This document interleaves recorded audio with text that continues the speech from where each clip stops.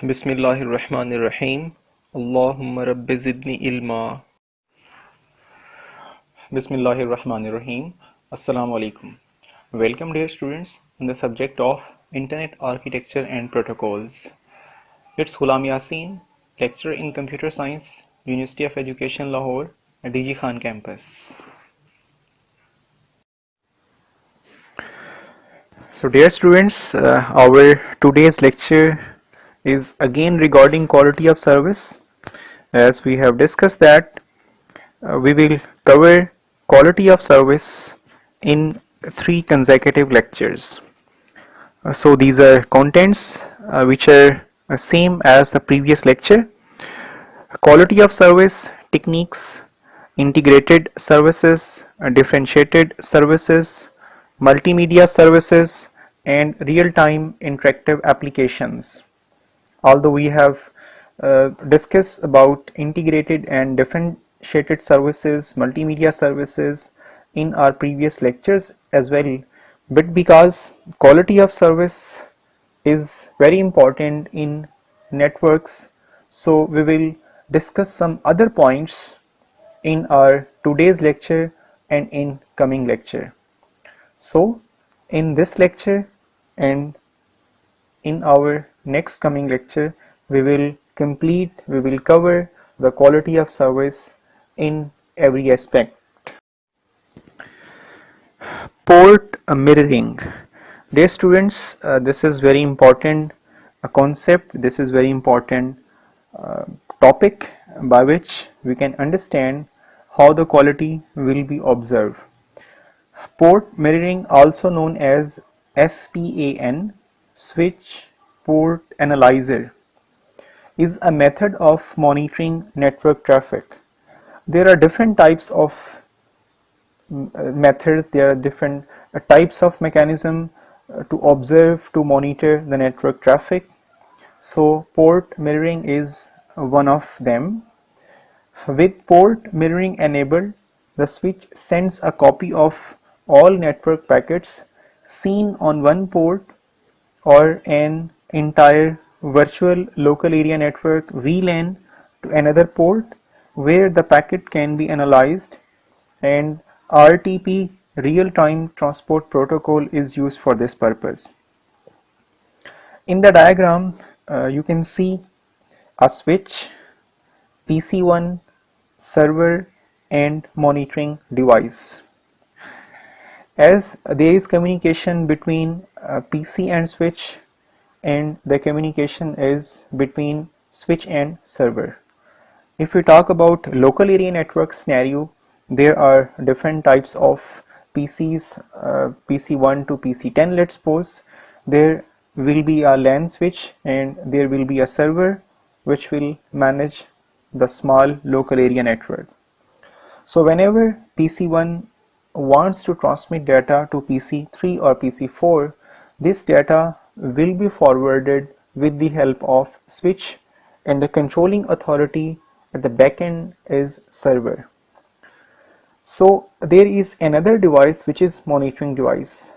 As we have just read in our slide, that the network traffic will be sent, the copy of network traffic will be sent to monitoring device, and this monitoring device will check the quality, will monitor the quality, will observe the quality, and hence we can monitor, we can analyze, we can check the quality of our data or our packet which is transmitted in local area network by different devices, by different PCs, and these communication is controlled by server, and these communication is facilitated by switch with the help of physical address, with the help of MAC address, media access control as address, and IP addressing scheme will definitely deployed on these different PCs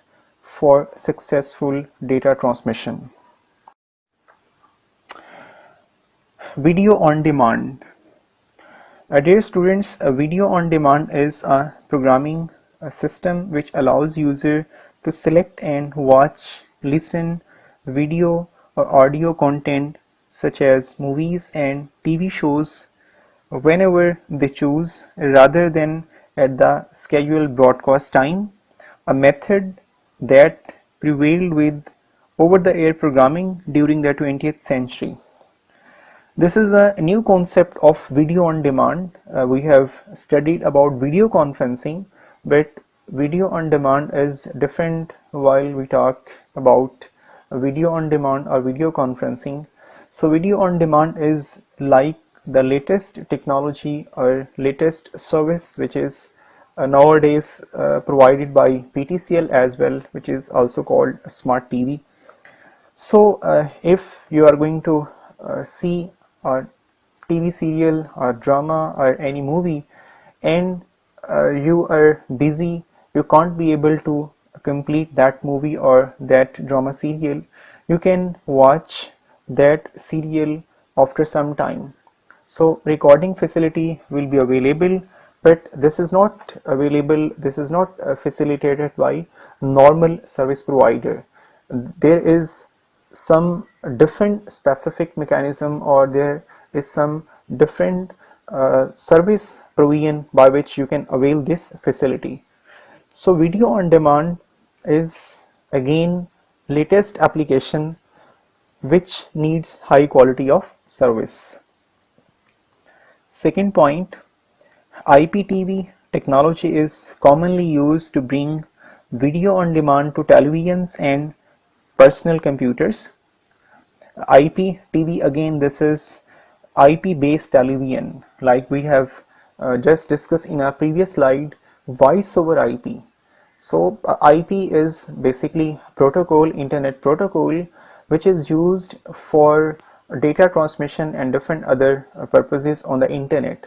But nowadays this word is going to use for voice transmission, voice over IP. Now this is IP based television technology and so on. So video on demand is latest technology which needs high quality of service, which needs best quality of service. So video on demand does have some limitations, which one of them is not having enough bandwidth to watch it. Because every type of application which needs live streaming must contains high bandwidth.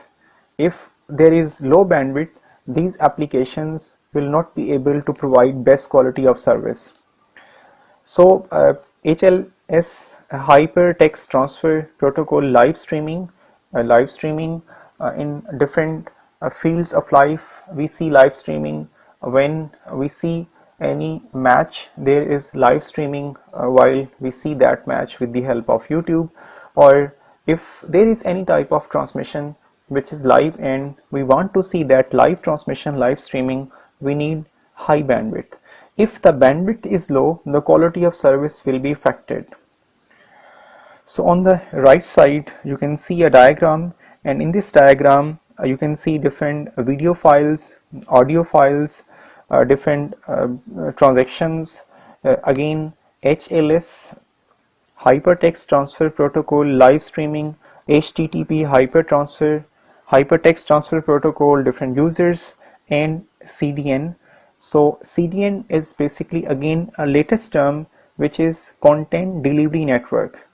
So this is a system which is used for distributed servers, and this system delivers pages and other web content to a user based on the geographic locations of the user or the origin of the web page in the content delivery server. So CDN is again a latest network, content delivery network, which provide different pages, different web contents to its users. So in short, video on demand needs high quality of service, and this high quality of service is dependent on high bandwidth. Quality of service requirements. The main quality of service requirements are bandwidth. What is bandwidth? I am going to repeat the basic definition of bandwidth again. the capacity of channel is called bandwidth. So what is bandwidth, which is written over here? Bandwidth represents a data stream bandwidth. Second is reliability. This represents the tolerance of losses in a data stream. So what is reliability? Reliability means whenever a user wants to connect to any network, he or she must be able to connect. There will be no any message network failure or network error, or even then the data loss or network connection loss. So if the network is not going to be connected, you can't be able to transfer data. So while the connecting towards network, this is again a data loss, because connection establishment is very important. So connection establishment again depends on some type of data which is called signaling system. So if the network is not connected, you can't be able to transfer data. Next is delay. We have also discussed about delay. You have to wait. If you have to wait in any network, there is a delay in that network. So what is delay? The relative delay between packets and the round trip delay. Whenever we transfer data from source to destination, there is some specific predefined time in which data must be received by the receiver. If that time exceeds, if the limit exceeds, we can say that there is delay in that network, which is not good. The actual quality of service assigned to a stream depends on many parameters. The server scheduling algorithm, first come first serve. In operating system, you have also discussed this term, first come first serve, which means when the applications, when the processes, when the requests will be received by server, then there must be some mechanism to fulfill, to process those requests. If you talk about queue in front of bank, so if there is a line in which there are 10 users who are there to deposit, to submit their utility bill, so the first person request will be processed first, after that second, third, fourth, and so on. So this is called first come first serve. Second is the server priority setting. What is priority? If in that queue or if in that line there is an aged person or senior citizen, other different persons or people will say that you have to submit the bill, please go ahead. So we give priority to that person. Likewise, different applications keep high priority or different applications keep low priority. So high priority applications must be processed first. The server load, this can be distributed among different servers. And next is scheduling cost. Scheduling cost mean the application needs some specific time, some specific resources, and these resources contains some cost. If the application is high, then the cost will be more, and if the application is low, then the cost will be low. Let's suppose if we are going to use we are going to send email, the network usage cost will be low, and if we are going to use video on demand, video conferencing, the network usage cost will be high. The server priority settings. HTB, hierarchical token bucket, is a classful queuing method that is useful for handling different kinds of traffic. We are discussing again and again that if a user wants to transmit a simple email, then this email needs a very low amount of bandwidth. And if a user wants to transmit video conferencing or video on demand, this application needs more bandwidth. So there must be priority, there must be some mechanism to allot bandwidth to these two different applications and ultimately to these two different users. So there must be some mechanism towards server end because all the controlling mechanism is done with the help of server. So server machine must be able to control, must be able to prioritize different applications. So SFQ cannot limit traffic at all. Its main idea is to equalize sessions. So in diagram you can see different parameters. I am going to discuss these parameters. First one is start quality of service, enable or disable. If you will enable, basically this is a server side setting. If the network administrator will enable the start quality of service, then there are different other parameters.